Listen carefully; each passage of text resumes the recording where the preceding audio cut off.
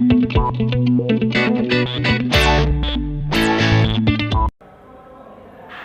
Hello good morning friends. आज एक और नई सब्जेक्ट के साथ आज एक नई सब्जेक्ट के साथ फिर मुलाकात हो रही है। मैं आपका फ्रेंड सतीश कुमार शर्मा बात कर रहा हूँ। रीट के मैथ की, जिसमें यूनिट 4 की बात करेंगे आज हम। ज़्यादातर बच्चों का क्या है, यूनिट 4 जो है कि थोड़ा वीक रह जाता है, उन्हें ज्यामिति में बहुत समस्याएं आती हैं। तो मैंने सोचा कि पहले अपन यूनिट 4 की शुरुआत करें। आपका प्यार इस तरीके से मिलता रहेगा तो मैं आगे भी डिस्कस करता रहूँगा, बाकी सब्जेक्ट भी लेके आएंगे हम। तो आज हम डिस्कस करेंगे यूनिट 4। देखिए, आपके इसमें सिलेबस में कोई ऐसा हार्ड एंड फास्ट नहीं आता, बहुत आसान सवाल आते हैं, लेकिन वो आसान सवाल हम तभी कर पाएंगे जब आपको एक छोटे छोटे से बिंदु क्लियर होंगे। अगर आपको ये छोटे छोटे बिंदु क्लियर नहीं होंगे तो बड़ी मुश्किल होगी, आपको सवाल करने में बहुत मुश्किल होगी। तो वो छोटे छोटे बिंदु कौन से हैं? आज हम ज्यामिति में शुरुआत कर रहे हैं, यूनिट 4 मैथ। तो आज हम पढ़ेंगे, आज की क्लास में एक तो बिंदु पढ़ेंगे, रेखाखंड पढ़ेंगे, किरण पढ़ेंगे, सरल रेखा पढ़ेंगे। अभी लिखना कुछ भी नहीं है, मैं सब लिखाऊंगा, आपको पूरा नोट्स बनवाऊंगा। ऐसा नहीं है कि केवल समझा के छोड़ दूंगा, क्वेश्चन भी कराऊंगा, हर चीज़ कराऊंगा। बस उसके लिए आपको वीडियो को पूरा देखना होगा, चैनल को सब्सक्राइब करना होगा और लाइक और शेयर तो करना ही करना होगा, जिससे मेरा मोटिवेशन बढ़े और मैं आपके लिए और भी क्वेश्चन लेके आता रहूँ। देखिए, तो बिंदु क्या होता है? देखिए, समतल आकृतियाँ हैं, ठोस आकृतियाँ हैं। तो अभी हम ज्यामिति में डिस्कस कर रहे हैं। सबसे पहले हम बिंदु, तो बोले बिंदु होता क्या है? देखिए, ये बिंदु, ये सारे बिंदु ही हैं। ये बिंदु हमें, देखिए, समतल में एक ऐसी सूक्ष्म आकृति जिसकी लंबाई, यानी लंबाई 0, चौड़ाई 0 और ऊंचाई भी 0 है, उसको क्या कहते हैं? हम बिंदु कहते हैं। एग्जाम्पल्स, जैसे कि एग्जाम्पल, एक बिंदु ए है, एक बिंदु ए है, एक बिंदु ए है, तो हम इसको कह सकते हैं बिंदु पी क्यू आर। तो देखिए, सबसे पहली बात हमें ये पता होना चाहिए कि बिंदु की ना कोई लंबाई होती है, ना कोई चौड़ाई होती है, ना कोई ऊंचाई होती है। ठीक है, तो इसमें आप हेडिंग डाल दें बिंदु और थोड़ा सा लिख लें। समतल में, बिंदु में लिखें, समतल में एक ऐसी सूक्ष्म आकृति जिसकी लंबाई, चौड़ाई, ऊंचाई 0 होती है। एग्जाम्पल डाल के लिख लें, पी क्यू आर, डॉट लगा लें। ये डॉट ही जिसको हम कहते हैं ये बिंदु है। ठीक है, स्टेप बदल के लिखें। एक बिंदु समतल में एक स्थिति को व्यक्त करता है, एक स्थिति को व्यक्त करता है। आइए अब समझते हैं हम रेखाखंड। अब क्या समझते हैं? रेखाखंड। तो रेखाखंड क्या होता है, आइए समझिए। देखिए, आपने देखा ही होगा कि इसको क्या कहेंगे हम? रेखा। इसको क्या कहते हैं? रेखा। क्या कहते हैं? किसी रेखा का खंड कह सकते हैं हम इसी को। अगर देखिए, तीनों चीज़ों को थोड़ा सा समझते हैं हम, रेखाखंड, किरण और सरल रेखा। मैं 3 लाइनें बनाता हूँ, फिर मुझे आप बताएंगे कमेंट में कि कौन सा तो रेखाखंड है, कौन सा किरण है। बिंदु तो समझ में आ गया, जिसकी ना कोई लंबाई होती, ना कोई चौड़ाई होती, ना कोई ऊंचाई होती, जिसकी 0 लंबाई, 0 चौड़ाई, 0 ऊंचाई, जस्ट लाइक डॉट। क्या है? बिंदु है। देखिए, थोड़ा सा मैं बड़ा बना के बता देता हूँ। देखिए, ये क्या है? बिंदु है।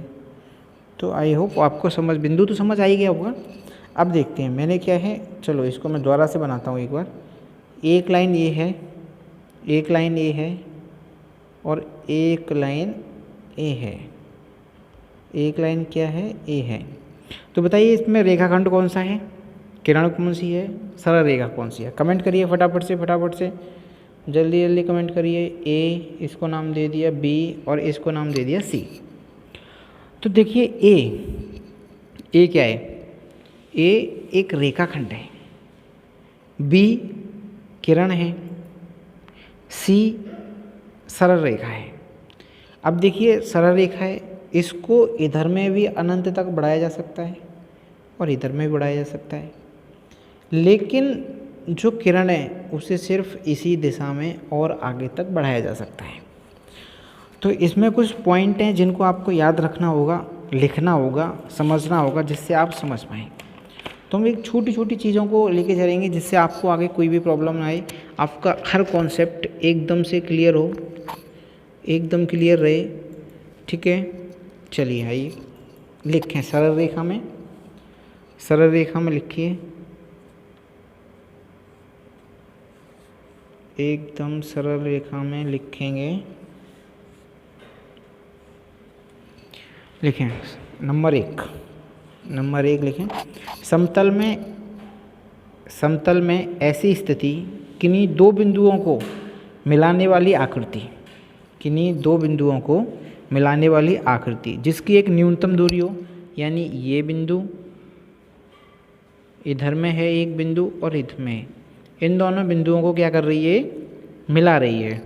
तो इस मिलाने वाली दूरी को क्या कहेंगे अपन, इसको देखिए, चलिए एक बार फिर से अपन समझने की कोशिश करते हैं, एकदम समझने की कोशिश करेंगे। देखिए एक बिंदु ए है और एक बिंदु ए है, इन दोनों बिंदुओं को जो मिलाने वाली रेखा है, जो दोनों बिंदुओं को मिलाने वाली रेखा है उसको क्या कहेंगे, रेखाखंड।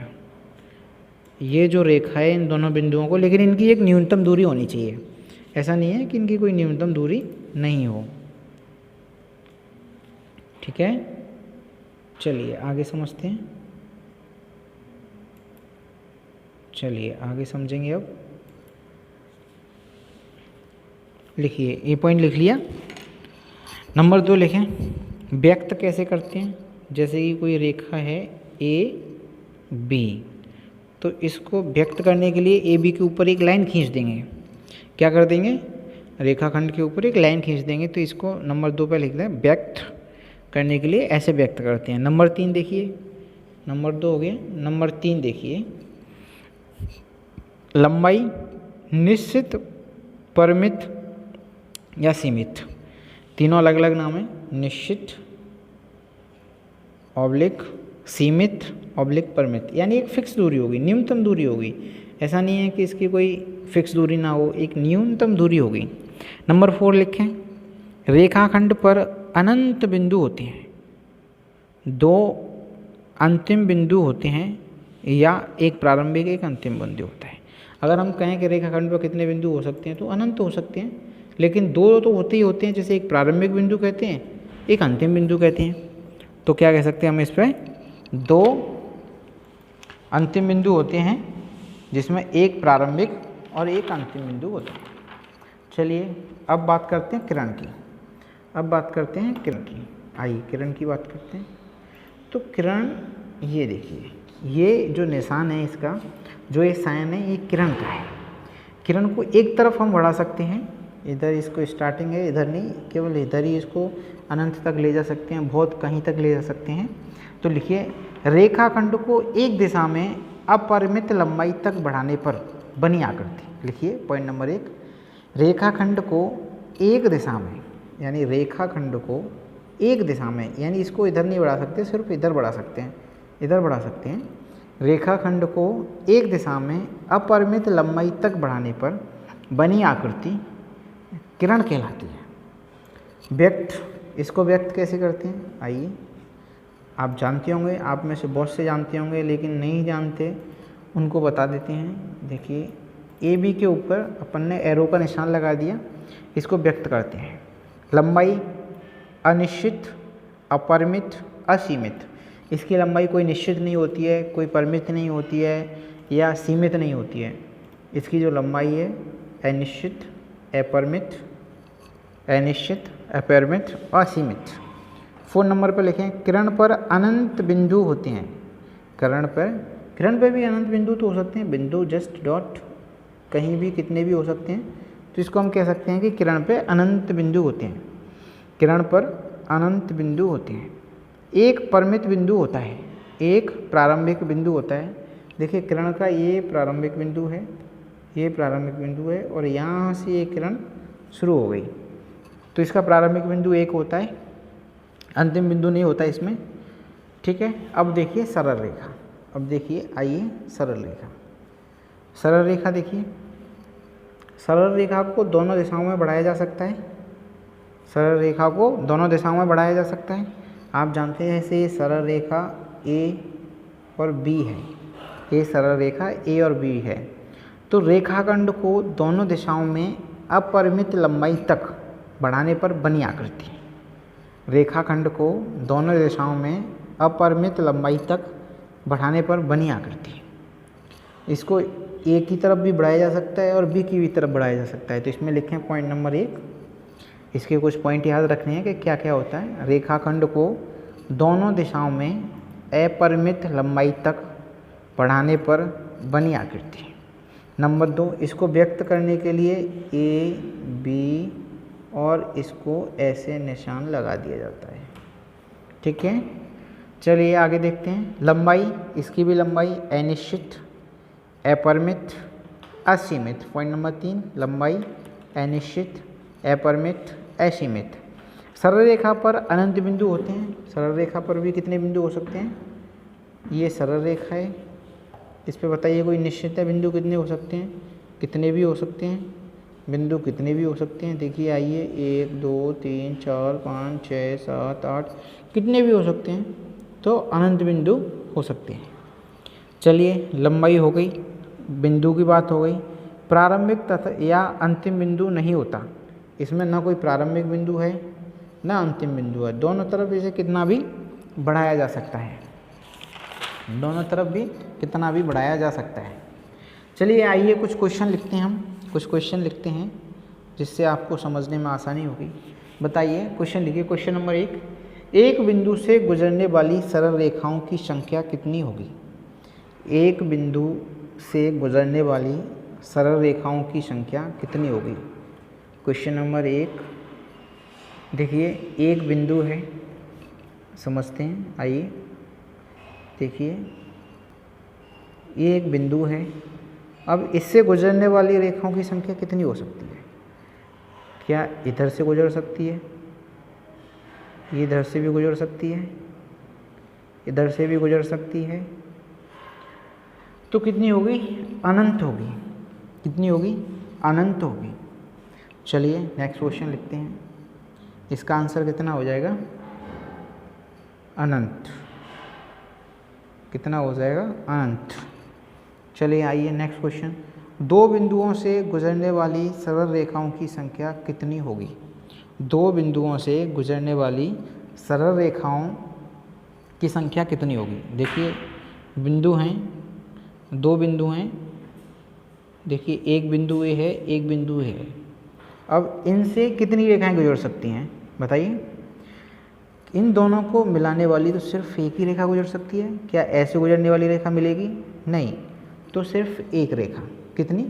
केवल और केवल एक रेखा ही गुजर सकती है इन दो बिंदुओं से। नेक्स्ट क्वेश्चन लिखेंगे। दो बिंदुओं से गुजरने वाली वक्र रेखाओं की संख्या कितनी हो सकती है?